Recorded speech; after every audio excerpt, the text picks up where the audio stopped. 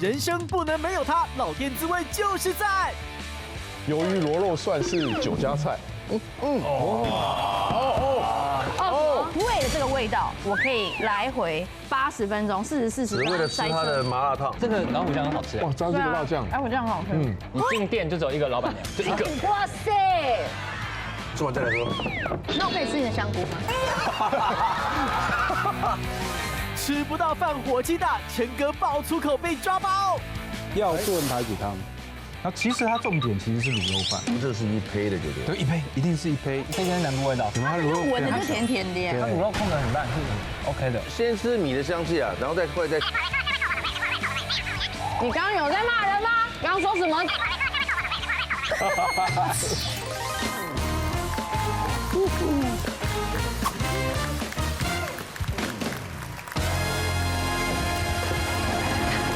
看不懂吧？欢迎收看《女王大人》。今天我们邀请到了4位来宾，他们个个都是美食爱好者哦，要来和大家来推荐他们心目中最具代表性的老字号的店。而他们究竟跟那些老字号的店家有哪些难以忘怀的特殊情感呢？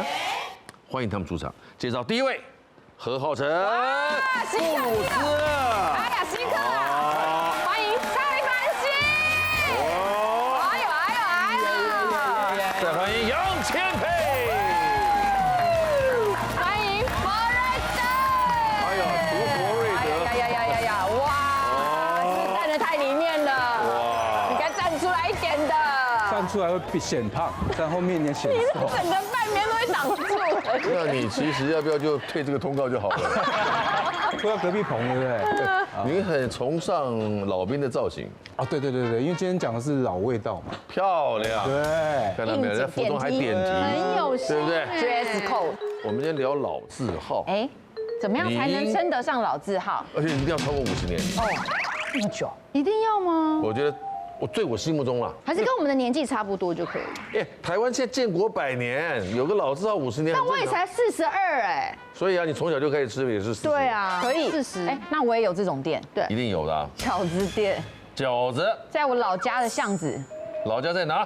老家大直，大直的巷子里，对，卖饺子的，卖饺子哦。它水饺个头这么小一颗，这么小的个头韭菜，水饺，它怎么可以卖多少钱？我一次不便宜哦，我小时候一颗可能就要5块钱了。你看大直就是大直嘛，不是，以前3块半又大又直，可是它每一个饺子里都是手擀手感的，然后最好吃的是它的酸辣汤，它的酸辣汤呢每一碗都是现做的。每一碗它不是煮一大锅在面，不是，怎么可能？每一碗都现做，喝起来呢不酸也不辣，但是超级好喝。待会也把我心目中的老字号跟大家分享，好不好？因为可是这边2个年轻人来聊老字号，会不会很怪呢？你们有老灵魂吗？你们只是摆过夜市而已，你们还有做什么？还有什么？听起来会很瞧不起人。他们只摆过夜市，夜市不就是10年8年的历史吗？哦，对不对？蔡凡熙，你有30岁吗？我还没。你看，对不对？你有30岁？有。哦，你有30岁啊？今年要35了。哎，你长得是娃娃脸。你保养的这么好啊！哎，人家第一次来，你都吓到人家。这是摸，不是拍啊，亲爱的朋友。摸，认真的摸。太是了，往事不要再提了。还好你又没有教他卡球，哎。对啊。我们心平静气的，好，心平气和来聊聊今天这个主题。心中难忘的那一家，我与老店间的特殊情感。我们从最年轻的开始聊，好呀，好不好？我的话这样子是陈书记。你是最年轻的吗？这位哥哥？不好意思，弗瑞德啊，我这是最年轻的，不是8字亲的，不好意思啊。好烦哎，你不要逼我，好不好？啊，蔡凡熙，你先来。烦哦。因为我是台南人，哦，漂亮。对，所以从小对吃就有一个很高标准，也不是高标准，我对于甜味有很大的标准啊。那台南听说连空气闻起来都甜，都是甜的。我请问你，台南人，住台南市，台南市，你什么时候几岁知道台南市除了古都之外，也叫美食之都？我是上高中才知道，就是上高中来台北读书才知道。看到没有？为什么看过外面？当地人其实并不知道，他们就是吃，一如往常的吃，从小到大的吃，哪会觉得它叫美食之都？真的哦。而且以前不太会有人特别来，是这几年开始网络比较发达之后，开始陆陆续续会有观光客啊，然后台北的人下来，然后开始宣传，才变成这样。台南的美食地位已经有15、20年，这么久了，真的有，真的不仅为弗瑞德，哦，我18岁，我不太清楚。走开！再给你一次机会，都还没有拿那个，对他都知道，爱小手，不实在。看看怎么样？你现在就是比我冲，对我太冲动，我早就想打他了，交给你了。不要急。好，说说台南。好，我的话，我想推荐的是那个我国中明德国中旁边的一家虱目鱼店。台南卖虱目鱼何止几百家呀？对，很多家。为什么推荐那一家？因为那间是我从国小，因为我姐也是读那个国中，同一个国中 ，OK， 所以我基本上从国小，然后国中一路这样吃。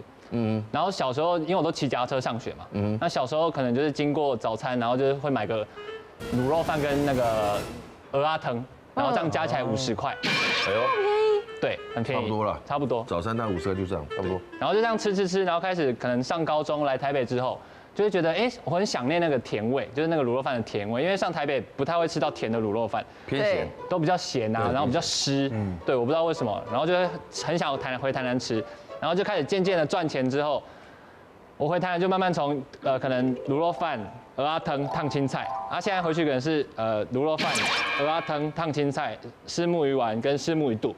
你一个人呢？不是一个人，是赚了点钱啦。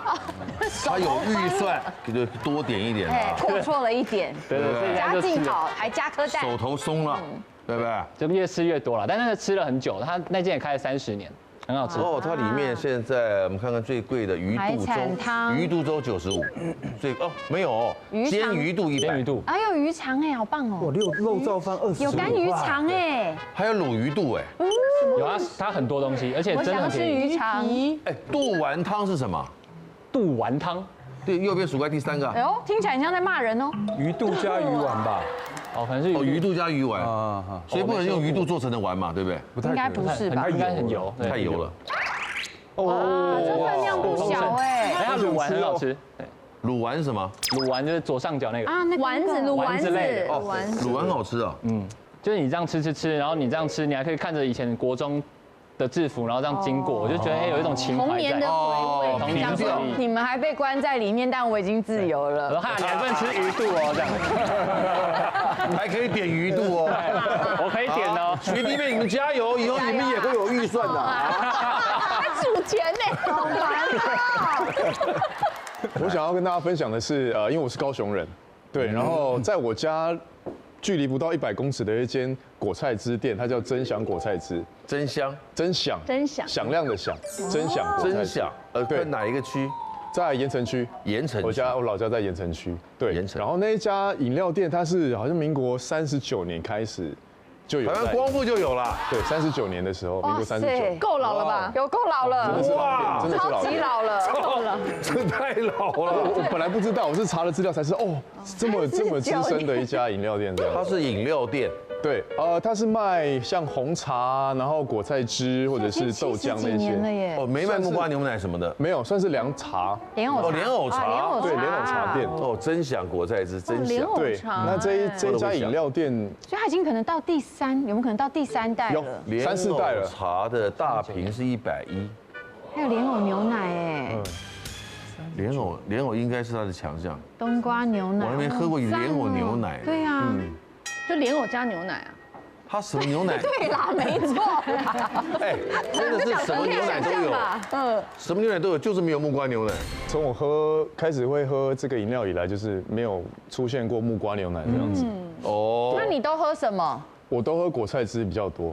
对，因为小时候怎么说，这一家店跟我还有我妈有一个情感在，就是我小时候放学回家，我一定会经过这一家店。然后一定会买果菜汁回家喝这样子。会喝这个果菜汁是因为小时候我挑食，不喜欢吃蔬菜。OK。那我妈就可能会觉得，果菜汁至少可以透过用喝的方式平衡一下营养。对，均衡一下营养这样子。那就是它果菜汁我喝起来，我觉得不会有那个蔬菜的那个草味啊，涩的那个味道，青涩的味道。所以小时候就很喜欢喝这样。那每次我都会买1罐回家。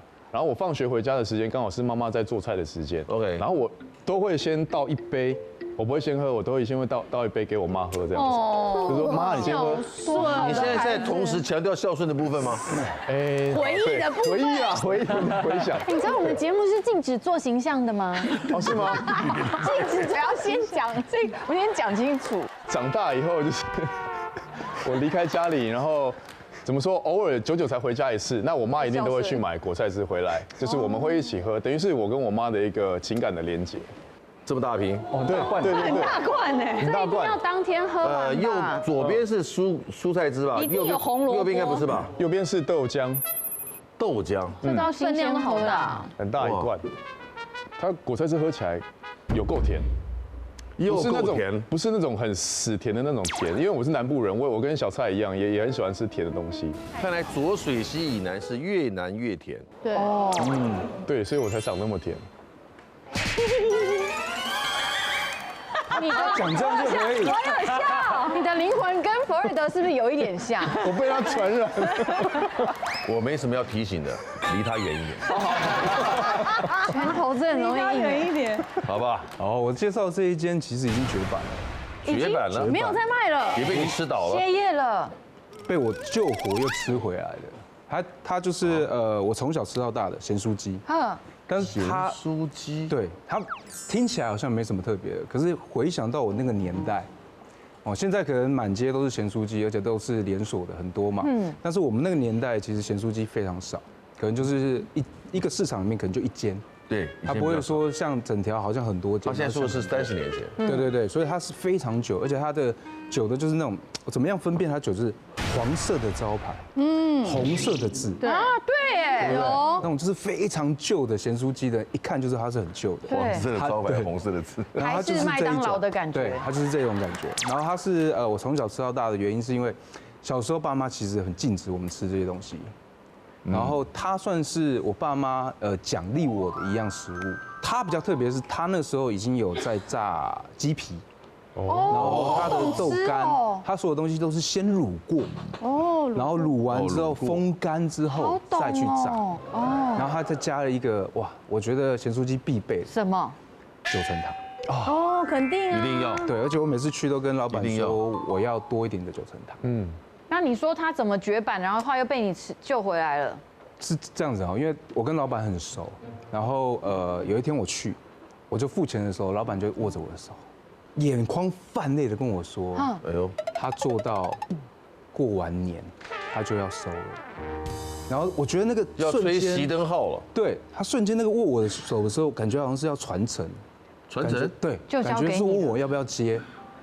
真的假的？你有想问他？他有没有可能是要跟你周转呢？还是跟你借钱？我尽量不往那边想啊，因为我觉得他赚蛮多，因为他那边做30-40年了，咸酥鸡，而且为什么要熄灯了呢？因为他说太累了，他就有一些问题想问我，因为他觉得他已经有点脱离现在的时代了。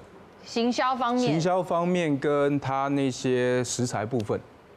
看他炸的东西其实都很传统嘛，可是现在的台湾人选项要很多种，然后因为他们都忙着去做这件事情，他比较没有办法去找这些东西，所以我就会跟他们讲说，可以进哪些品项，然后如果我吃然后它的哪一些部分，它可以做哪些改进，然后再来就是因为本身做自媒体嘛，然后就会帮他做一些拍摄跟宣传。哎呦，结果有帮助没有？免费做这些？大概免费，完全免费，有帮助吗？有，他那个时候他就生意又比较好，所以他那个时候就是会少收个5块，少收个5块。但我也要补充一个，就是也是咸酥鸡，因为这家店它在南机场夜市，印象很深，就是我在高中联考的时候，我在国中的时候念书，我每次念到晚上的时候，我妈妈就会骑着摩托车，然后载我去南机场夜市买这家炸鸡，它叫好吃炸鸡，它现在还蛮红的，还在啊，还在，而且那个是真的，那个是摊子只有这种几个小炸的东西了，现在就是一系列的这样，而且还要排队拿号码牌。那我想表达就是说，这个炸鸡呢。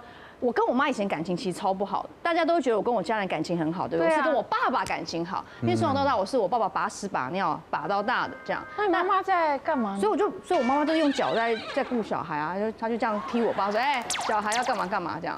所以我小时候很不太喜欢我妈妈，但是反而是在这段时间，每一次她骑摩托车载我去吃炸鸡的时候，你看你多现实。不是啊，我要说谈感情，就是我们每次在我抱着他的时候，他就会开始跟我聊天，然后我们在那个瞬间，你看这大概10几年，我们的感情急速加温，但是体重也急速上升，因为我就胖到60公斤。哇，你看。我那个时候呢，你曾经有胖到60公斤？有，他还出了一个食谱书，减肥食谱书。对，因为我那时好爱吃盐酥鸡。天哪，这我本人哦。可是我觉得你这样，不要跟我说比较好看哦。我觉得你这样看起来很好命，很好命。其实就是好人，就是好人家的孩子嘛。因为太瘦会让人家觉得命比较好人家的孩子嘛。对，因为那时候我真的太爱吃了，我就记得每一次我都要吃2个便当，然后吃那个好吃炸鸡，我会点量这么大，什么鸡腿啊，然后甜不辣呀、鸡翅啊、盐酥鸡，我会买超多。我妈那时候就很溺爱我，所以我就很享受每次抱着她的肚子，然后我们坐摩托车的时候，然后我们就会聊天，然后我今天那个什么念书怎么样，或是我喜欢哪个男生，就在那路上我们竟然母女会谈心，所以后来整个就逆转胜。就反而变成我现在跟我妈妈很像闺蜜，我都会跟她讲很多很 detail 的事情。对我来说，这家盐酥鸡就是有很浓的一个让我跟我妈妈之间的感情，就是从以前不太好，对，就现在变得很好。所以你是刚好因为同场加演，因为他讲到咸酥鸡，你也讲，还是你本来就要讲咸酥鸡？我没有。你要分享的是哪个老字？我要分享卤肉饭，金丰卤肉饭。哦，罗斯福路。对，因为对罗斯福路南门市场旁边，那家的地缘大概是这样，就我的幼稚园对面，我妈妈的公司旁边，然后外婆家附近。的确，南机场也在附近。哇，那是必吃的啦，对不对？就是那个地缘区，就是从小到大，我印象从我幼稚园就知道这家店，因为它好像是开1982年，就是我出生那一年，所以说我每次放学43年了。对，快43年，因为我每次放学之后，我就要自己走去我妈妈公司，因为很近。哦，你妈在国语日报上班？对，我妈在中央银行上班，但是因为我都要等她下班，就中午以后，所以我就会常常在那附近晃，然后就要你知道，很像那种泡沫红茶店，但我是混卤肉饭店，就交朋友，你知道吗？我觉得就是国日报可能会认识一些其他学校，走吧，去吃卤肉饭，然后我们就会在那边聚集，然后吃卤肉饭，然后吃顶边错，还有吃那个。苦瓜排骨汤，对啊，它好像是一盅一盅的那个，对，一盅一盅的。那我后来就变成说，我到台湾来台湾的朋友，日本的人或者是美国人，我就会特别带香港人，我都会带他们去吃金丰卤肉饭，而且它离中正纪念堂很近，所以一吃完饭马上带他们去参观中正纪念堂，走一走帮助消化。对，然后走完之后可以再去西门町，就一系列的行程。所以后来就是那家店就对我来说很像一个中继站。交朋友的一个地方，从小到大，对啊，然后也是满足口腹之欲的地方，很好吃，但是它就是也是做大到就是要交税嘛，开发票什么，要不然以前只是一个小摊子而已。我的老字号应该也就你看你的43年，我这个已经大概60年了，哇，60年，一甲子了。通化街的米粉汤。从小吃就觉得好好吃哦，因为永和我们买菜，我要周末假日要陪我妈妈提菜，我妈妈为了犒赏我，她就让我去吃米粉汤。然后我妈妈的厉害就是，那时候很急嘛，想吃，那我妈妈就这样，她就看到这个，这个菜差不多快吃完，她就在她旁边这样，我压力好大。然后我就在那边，我在摊在外面嘛。他快吃完了啦，来，他快吃完了，压力太大了。陈哥私房秘籍，让美食味道再升级。你进店就只有一个老板娘，就一个。哇塞！我先教你啊，就这样，拜。哦哟，好香哦！吃完嘞，但是有麻油香。那怎么吃法啊？怎么跟我平常吃的不太一样？哇，陈哥，你这样的吃法，那外面那个面线的保水度增加非常多。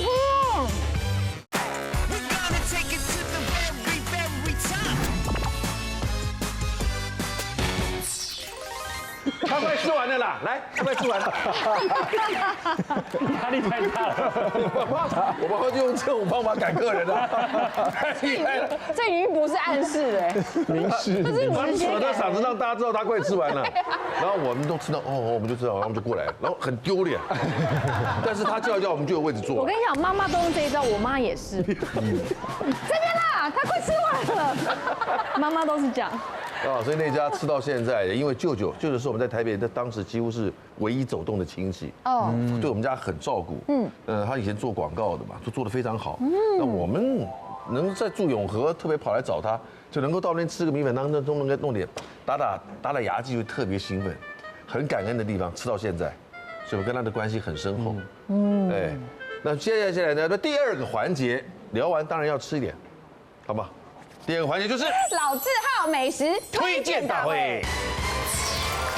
这是羊肝配啊，这是卤味是吧？对，它其实是韩系老虎面，因为我真的超爱吃辣。新生高架。不是，在以前在新生高架下东风电视台那里，后来搬家了。是那家吧？对，最早的我吃过，我也是最早就我吃到20年前。然后它在市民大道也有，但是金华的丽水街是最好，对，金华街是最好吃的。丽水街，丽水街。哦，搬到永康商圈。对，我是只要宿醉，隔一天我一定要点他的老虎麻辣烫，老板大辣再辣大辣。我觉得有些话要不要挑着说啊？然后还有你愿意分享你常宿醉的事情吗？不是，没有说常啊。我说如果我有的话，因为我要吃重口味，但是我怀孕的时候我吃超辣，无敌辣。我跟你讲哦，我那个怀孕大的肚子，我就会这样捧，然后这样。哎，老板，大辣再大辣。别演，对不起，我也是个专业的演员，对不对啊？是。对，所以就是怎么样？因为我知道我之前家里在桃园南崁，所以我只要为了这个味道，我可以来回80分钟、40分钟，只为了吃他的麻辣烫，就为了吃它的。你可以直接买他那个6人份还是4人份锅底，不要那个再去煮也可以。不要，我要吃他店里面的那个热乎乎。他那个老虎面的老虎面的老虎酱很厉害。它是这个，它有好几个不同的酱，还有那种什么，有一个特辣的老虎酱，辣油啊，对不对？所以怎么样？这家店你认识他也是地缘关系吧？还是第一次带你去的是谁？天心，因为天心他之前家里住在这家店的前面，所以我们就常常动不动都会去这家店吃，因为以前常常在家换嘛，所以肚子饿就去吃这家。我以前也常吃这家。我们现在全部往前面就位来。我们现在介绍人都在中间，照站位都是这样站。好的，你只能决定从右边来，从左边来，多的人吃。但是如果是3个蓝的，3个黄的，大家一起吃。了解吧？来，你决定从右边来，从左边来。右边好。黄的一票，黄的，蓝的，有人吃不到了。黄的一票，注定吧。来了，我们一定吃得到了，我们一定吃得到。你们2个，大家一起吃嘛。哦，如果那我们有2个蓝的，对，心力太小了。大家一起吃嘛。黄的，有机会！你应该怎样？你怎样都吃得到。耶什么？你怎样都吃得到。会是我们2个？对，你怎么样都吃得到。对，他蓝的就会。但是你要弄蓝的，黄的就赢。蓝的 ，blue。你怎样？你英文名字叫什么 ？Bruce。对嘛 ，Bruce。啊！你说对了，blue你要死。来，不要失望。来，我们请上菜。我怎么跟侯瑞合一起？韩系老虎面，我们先吃麻辣烫吗？好啊，好。很香哎。应该有它的汤是可以喝的，我记得。对，他没有给我们太多汤。因为巴玉也吃辣。会吃辣他们都吃很辣，杨千妹吃的非常辣，非常辣。你这是牛肉，它有几种选择，你可以选牛肉、羊肉、猪肉，然后你可以选冬粉或拉面，或是王子面，或是你只要肉汤。对我都是选那个冬粉。马西所有，它那前面有加了什么？那什么蘸酱是吧？老虎酱，就是他们自己自制的辣酱，但辣酱有好几种。布鲁斯你有菜爆，里面有菜爆。布鲁斯你可以吃辣，可以。哇，这个老虎酱很好吃哎！哇，张记的辣酱，老虎酱很好吃。怎么样？杏鲍菇卤的有入味吗？它的卤味还蛮有名的。那你都点什么？我就点现在你们吃到豆皮、牛筋、杏鲍菇。对。然后它的饺子类也还蛮好吃的。好了，大家都满足啦。大家我们欢迎蔡凡熙。好，蔡凡熙。蔡凡熙同学介绍的这个是什么难忘的味道啊？它是挂菜鸡，它叫小文挂菜鸡，它开了很久了。然后小文是老板娘的名字，对，老板娘名字叫小文挂菜鸡。听起来就好像年轻的店啊。没有，很老，超级老。它是我小时候吃过，然后回台南大概20年。他从台南来的？不是，他在台北。但因为我小时候住过台北，然后我妈小时候带我吃过，然后我就中间断了很久，然后就是长大之后再回来台北，我妈说，哎，有这间店，然后竟然还开着，然后我妈就带我去吃。然后她也熬过了疫情，她熬过，因为她只有一个人在做，你进店就只有一个老板娘，就一个老板娘，一人商店熬过了，然后只有3桌，对，很厉害。就难怪这家店会在啦。对，非常厉害。他没有任何员工的问题啊。对，没有，而且他就睡在里面，他就睡在里面。就我们在那样吃饭，那个老板娘的床在旁边，真假的啦？真的啦。好酷！他在什么路？他在民生东路跟林森那里，他就是比较多。大概知道。哇，这么厉害啊！所以它的品项是有多少个？进去就走挂菜鸡、跟炸鸡、跟麻油面线。有炸鸡？哦，对，它炸鸡哇，炸鸡很好吃哎。但是老板娘说带不过来，因为带过来就冷掉。那炸鸡是什么部位？它就是炸，它就是一整鸡半只进到里面，然后半只拿来炸这样。哇！挂菜鸡汤分全鸡跟半鸡就对了。对，你也可以只吃半只，你也可以只吃半只鸡，一鸡双吃哎。但基本上就是都3个都点啊，就进去大家都没，你弯龟哎那呢？哦，那它能开到现在，应该跟宵夜场有关。对，差不多。大家都喝完酒去吃啊。你看都宵夜场嘛，难怪啊。前辈，你宿醉又多一个选择了。我家没有那么宿醉，我有小孩了，我宿醉之前没小孩的时候。然后。我侧面了解呢，它的挂菜鸡汤是那种没有苦涩味的然后再来呢，它的面线有2种，一种是麻油，还有一种猪油，2种香气，所以有人怕吃麻油的都不用担心。可以帮你抽球了吗？你不要以为只有你急啊！不是，我刚吃我更急啊！来快！何浩晨口袋名单，全哥吃了也给赞。鱿鱼螺肉蒜是酒家菜，对我个人而言是台北最好吃的一个热炒店，赞，而且 CP 值也很高。不要想快点回去。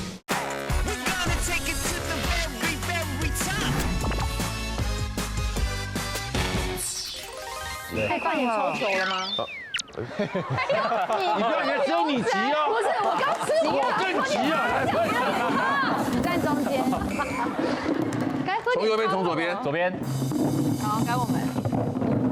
最后一个压力来，压力很大，你决定了那个。我可以做黄色。好，我觉得。来。等下我来拿了。加油！哇！哎，那我也怎样都吃得到啦，我怎样都吃得到了。这样。对啊，我不管蓝的或黄的都是。跟我有关的。你也怎样都吃得到。他们2个能不能吃？你也怎样都吃得到。大家一起吃。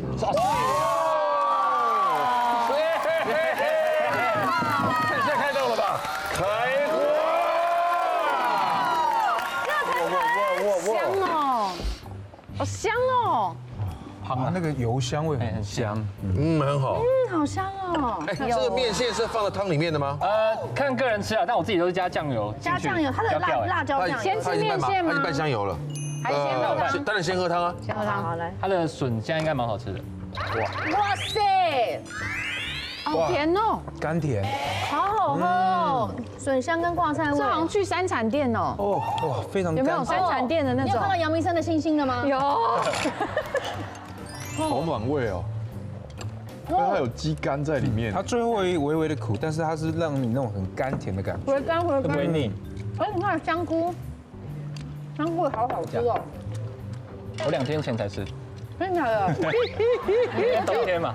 我原本以为它的挂菜会比较苦，但你完全不会，没有苦哎，完全不会，没有苦涩味。完全不会。它笋子加的很好了，它的甜味带的很好。这没有季节性吗？强哎，没有。挂菜鸡汤没有季节性，挂菜有，但是它比较就是它的嫩的程度，它可能去夏天去吃，老板娘会跟你说，最近的挂菜可能没有那么好，就是冬天吃。对。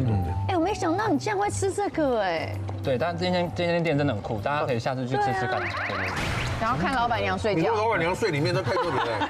他会把床铺好了。你干嘛偷看人家睡觉啊？因为我在跟他聊天，我跟老板娘。所以是累的话可以睡他床吗？应该是可以。然后不要喝完，喝一半先放下来，留一半，把面线吃完再来喝。那我可以吃你的香菇吗？现在。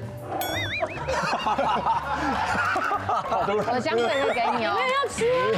你也可以吃我的香菇。我说待会吃完面线再吃。我们节目要继续进行当中哎。我现在淋上去，我现在怎么样？酱油淋，我先教你啊，我用布鲁斯的哈，来，酱油淋一点，汤带一点吗？带2汤匙，哦，2汤匙就这样拌，哦哟，哇，爽感的吃法，爽感吃法，拌匀，哇，好香哦！吃完嘞，但是有麻油香你。好坏，哇，陈哥，你这样的吃法，那个外面那个面线的保水度增加非常多。哦，它很不对，这什么吃法啊怎么？跟我平常吃的不太一样？味道很香吧？对，好香哦！然后再喝你剩下的汤，那爽感会再爽一下。哇，陈哥懂吃。我一定要亲自去拜访这家店，我也是，我一定要掌声鼓励看老板娘睡觉。小文挂菜鸡，吃哎，真的好吃哎，这个介绍的真好。真的好，真的好。接下来下一位来啊，何浩晨，你先来，好不好？欢迎何浩晨。我来。听说哎呀，胡椒味很香。对，这就是道地的台湾的代表，鱿鱼、香螺肉蒜。哦，牛皮的霸蒜。好滚哎，你吃这个应该是在来台北才吃到的吧？没错，这个是我真的是来台北来酒家菜呢。对它，怎么说？这一家新海岸算是对我个人而言是台北最好吃的一个热炒店，赞，而且 CP 值也很高。哦， CP 值高，应该是说，比如说我10个人去吃，嘿，那我觉得可能5、6千就可以了，5、6千的这个价位，可以一个人花5、600，可以。便宜啊，还可以啊，一个人。人家生意超级好，真的很好，超级好。因为那小巷子两边都是他的店面，对，每次去都很热闹。从1间、2间、3间变4间了嘛，现在。对，对不对？对我就去年才去的。哦，我以前不认识他，因为没什么机会吃热炒。对我也是本来就不认识他，然后也是朋友带我去。然后这个鱿鱼螺肉蒜对我而言就是一个全新的料理，就是我以前在南部生活，但是来到北部才知道。然后有一个导演跟我介绍，鱿鱼螺肉蒜是酒家菜，对，那我个人也从来没有去过酒家或酒店这个地方。你现在要特别强调这一点，真的没有去过。可以啊。哎呀，年轻人，哎呀，想去还怕没机会。陈哥，说的话见坏了吧？干嘛？哎呀，干嘛呢？哎呀，谁没有过去？陈哥带我去。谁没有过去嘛？谁没有去过？对嘛？对，谁没有过去？好，这个就是你特别欣赏的，那特别挑了其中的香煎猪肝跟这个是吧？对，这个猪肝也是我觉得很好吃。这个猪肝有点厚切了，这是招牌菜。它怎么会切这么厚啊？因为我觉得是嫩的口感吗？很嫩哎，就是厚，就是厚才会嫩呐。我以前也不太敢吃猪肝，因为猪肝有一个怎么说膻味猪骚味。对，还有一个铁，它的因为它是在血嘛，所以它会有，它血如果没有重洗干净的话，那个腥味会有。对，但是这一家可是它就要这样才有口感。它这个超油过油要过得很漂亮，然后酱汁要弄得很吸引人，然后有你们台南喜欢的甜啊，对，甜味。好了，来吧，好吧，来快走，来，你们俩小心，不要往后靠，怕你们烫到。你决定右边来左边来，左边，起，上，蓝色，蓝，我要吃，念你，我要吃。哎呀，这是什么命运啊？什么命运啦？蓝，我没有去过，我没有去。宝玉，你吃得到了，你都吃得到，我们是吃得到的你都吃得到，你都吃得到。黄，哦，可以，吃到了。黄，耶！两个女的吃不到。哎，都吃到不好玩了，就这样子，来，快点。吃不到饭火气大，陈哥爆粗口被抓包。要炖排骨汤，然后其实它重点其实是卤肉饭，这个是一胚的，对不对？对，一胚一定是一胚，这间南部味道，有没有？它卤肉闻的就甜甜的。它卤肉碰得很烂是 OK 的。先吃米的香气啊，然后后来再。你刚刚有在骂人吗？刚刚说什么？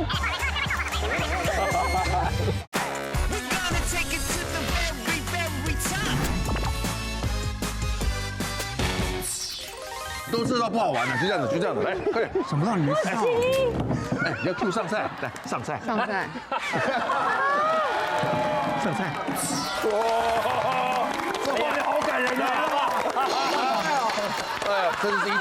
真的好为你们刚刚开心。一切都是最好的安排啊！我们先喝汤是吧？不要烫到大舌头。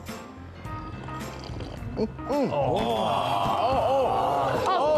一下，来点烫到了，说啊，破皮了吗？一点都不烫哦，好喝哦，好香哎，好甜哦。它的路线是走什么样？因为我看到的一般的鱿鱼螺肉蒜都是比较清淡的，汤比较清的，它感觉很胡椒味很重，胡椒味很重。喜欢吃一点辣辣的，哇，这一道竟然是有加胡椒，白胡椒的那种辣吗？它介于佛跳墙跟胡椒猪肚鸡中间的效果。我喝过的是比较清淡的鱿鱼螺肉蒜，在那个钓虾场里面喝的。那如果你这锅就是喝一喝，然后你还想要加汤，它是可以帮你加原汤的吗？我印象中是可以让你加汤，可以吗？ Ladies and gentlemen，快一点讲口感，赶快吃。该是吃香煎猪肝的时候。需要白饭吗？而且它不会粉粉的，不会然后它粉粉，介于糖醋跟酱烧之间，粉红色的粉红色哎，对，它是先抓腌之后，它有用蛋白跟米酒抓腌吗？还是有，还有抓腌，还有滑过油，然后再炒到一个很好吃的酱汁，让它这样子热拌，起锅。而且以这样的一个菜的水平，人均单价在500块钱，太便宜了。我推荐炒饭，他们家炒饭真好吃。人均单价500，哦，那真的热炒摊， 500真的而且很便宜耶。新鲜，因为它生意好嘛，生意好，流动量大它，能搞这3-4个店面，为什么？它就没有什么它生意好爆香，这种，就食材就新鲜。介绍的非常好，也有感是谢。最后一位，欢迎福瑞德。排骨汤，药炖排骨汤。好大块哦。料炖排骨怎么长那么大坨啊？对，它其实有分部位的啦。哦那它像有些是喜欢吃龙骨的，可以自己指定，可以自己指定。然后其实它重点其实是卤肉饭，它的卤肉饭其实介于在我们现在讲卤肉饭有2种嘛，一种是肥油的，一种是瘦肉的。但它其实2种都有，所以它有油香味，有肉香味。然后它主要呢就是那个酱香味，它扒在那个米粒上面啊，让你在一口接一口的时候，它会粘在嘴巴里面。然后当你嘴巴被粘住的时候，再喝一口微微药膳的汤头，你会觉得哇，今天晚上非常满足。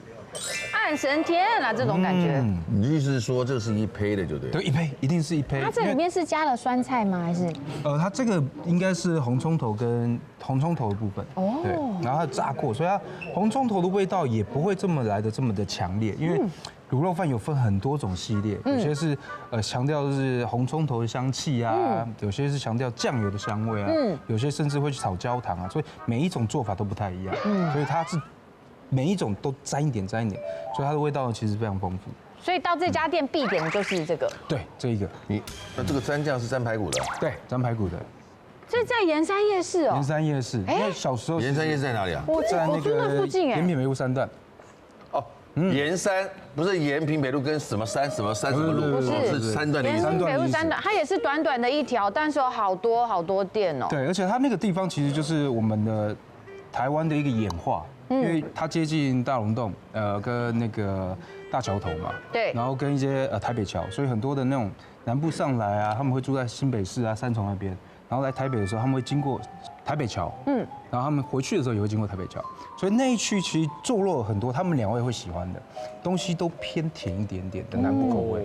赞哦，我要去拜访一下。来，我还抽球。好，现在目前为止3样都吃到了，举手。很烦哦。没走我吗？那我决定由右边开始。好哟。就你没吃到的话就厉害了。好的，应该是不会。接下来你看到他抽蓝的哦，蓝的。哎呦，伤脑筋了。还有，有希望哦。还有，完了！他怎么都吃到了？都知道了，会不会全黄啊？天选之人。不可能了吧？稳了。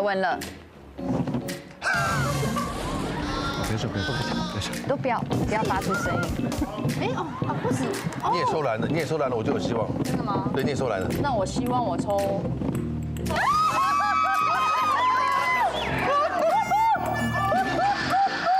我超想吃卤肉饭的。你抽黄的就有机会了。陪我，爱我就陪我，我陪你。来，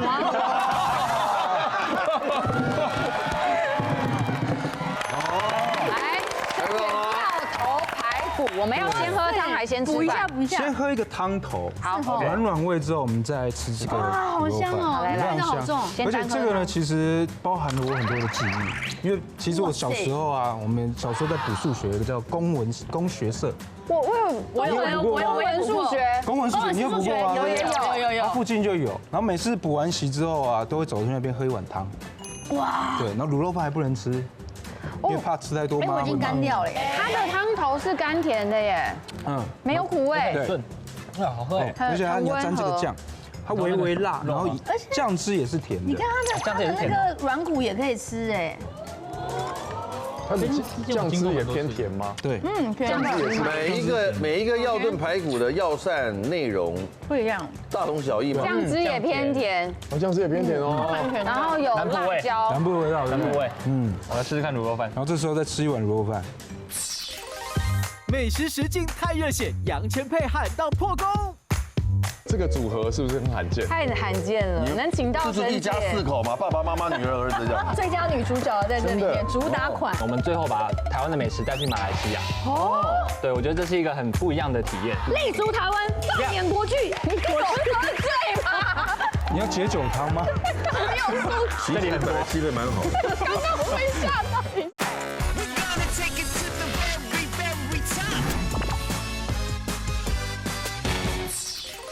我来试试看卤肉饭。然后这时候再吃一碗卤肉饭。好，来吃卤肉饭，好好吃呢。软骨很好吃。对啊，我其实不太吃猪肉，但是我很爱吃软骨。因为那个在大同区那边就是很多猪肉的老店家，处理猪肉的老店家，然后有很多黑白切啊这种的，超级赞。你们卤肉闻的就甜甜的，它卤肉控得很烂，是 OK 的，很香。然后你知道就是要配着这个淀粉吃，才能满足感才够。里面有红葱头吗？红葱头香气很足，一定会有。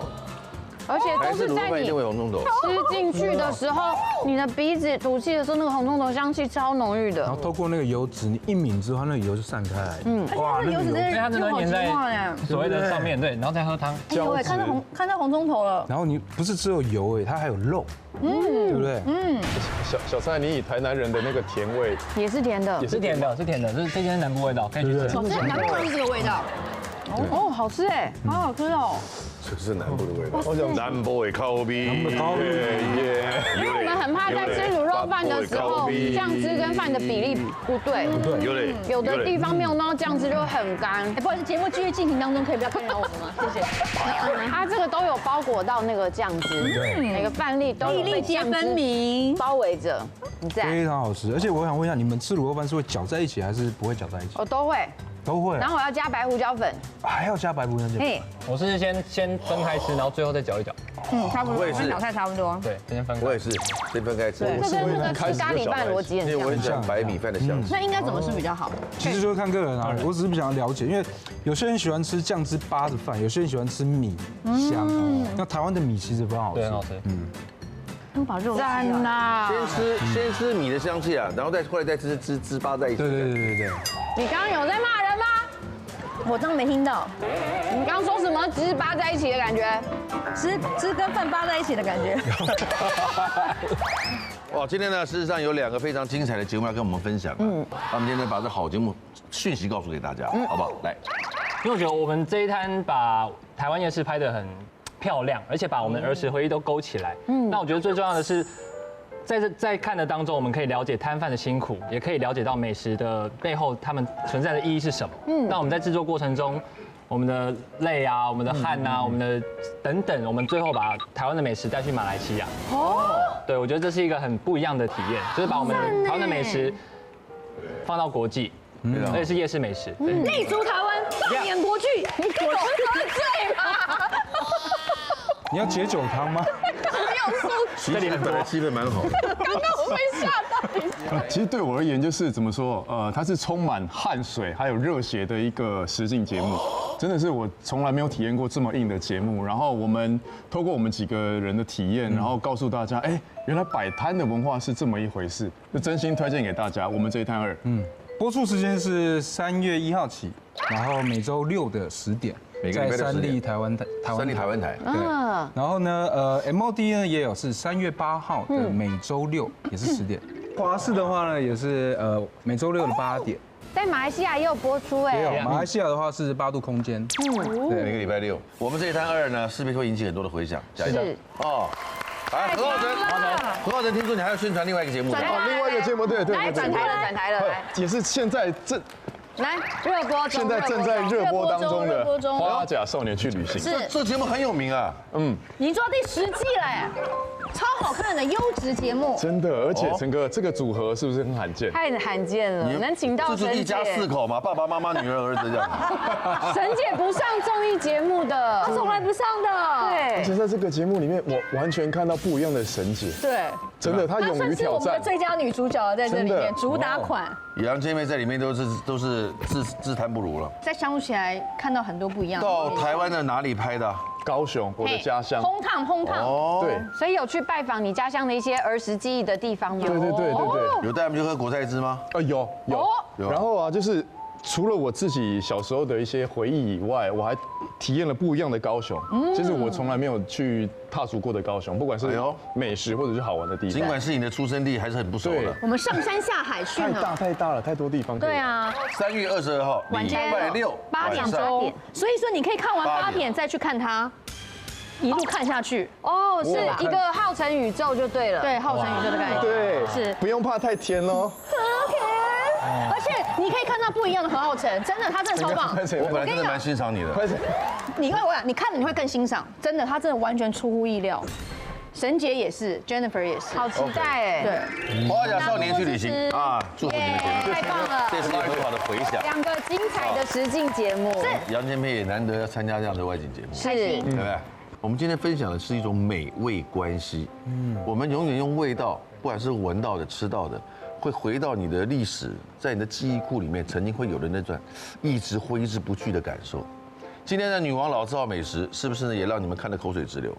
大家不妨找个时间，回到你心中的那间老店家，再次品味那份熟悉的感受。女王大人，下次再见 ，See you， 拜。谢谢，欢迎上来。